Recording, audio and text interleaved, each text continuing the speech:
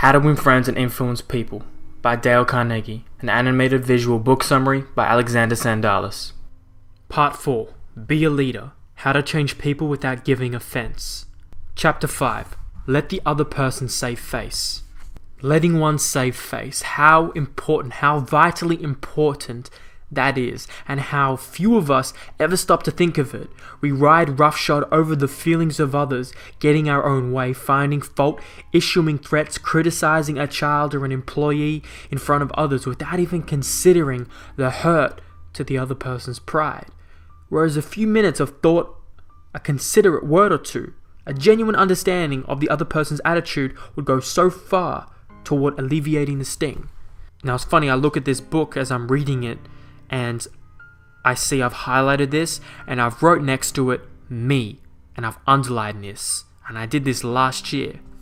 And I don't think I would 100% agree with the previous me anymore. I think in the last year, I've gotten better at this, but it just goes to show the progress one can make with a principle like this over a short amount of time.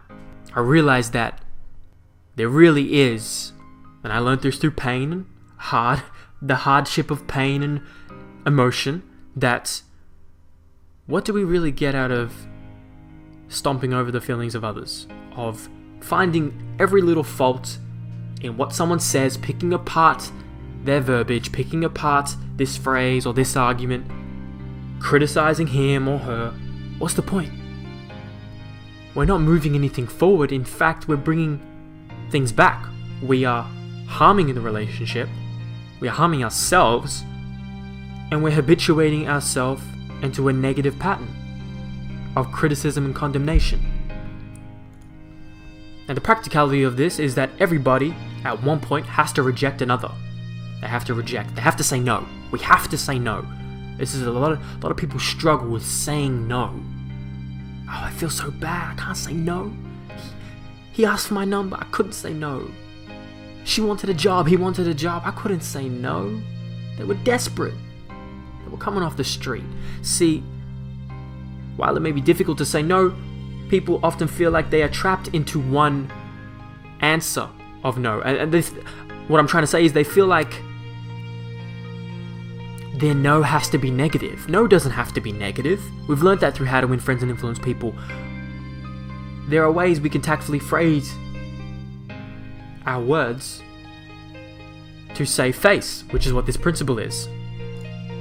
And to summarize the anecdotes that Carnegie points out, is that what he's doing and what he's reciting is that he starts off with praise, with honest, sincere, real praise. No fake stuff, right? This is real. If, for example, you had to fire someone, you had to let someone go, you had to break up with somebody, he starts off with praise. Whether you really appreciated a certain quality, whether you learned something from someone, or whether you compliment someone on a job they did well done, better than others, you affirm their self-worth and significance and value as a human being, because that's really important to people. And then that's how you save face, because you're not yelling, you're not screaming, you're not being harsh or brash or disrespectful. You're being quite the opposite. Now, this doesn't just have to be rejecting somebody or saying no. This is like an argument. What if you're having an argument, the other person's wrong, you're right? Even so, if we are right and the other is definitely wrong, we only destroy ego by causing someone to lose face. We've talked about this before. We only create animosity. We only harbor more negative emotions through shutting someone down so vehemently.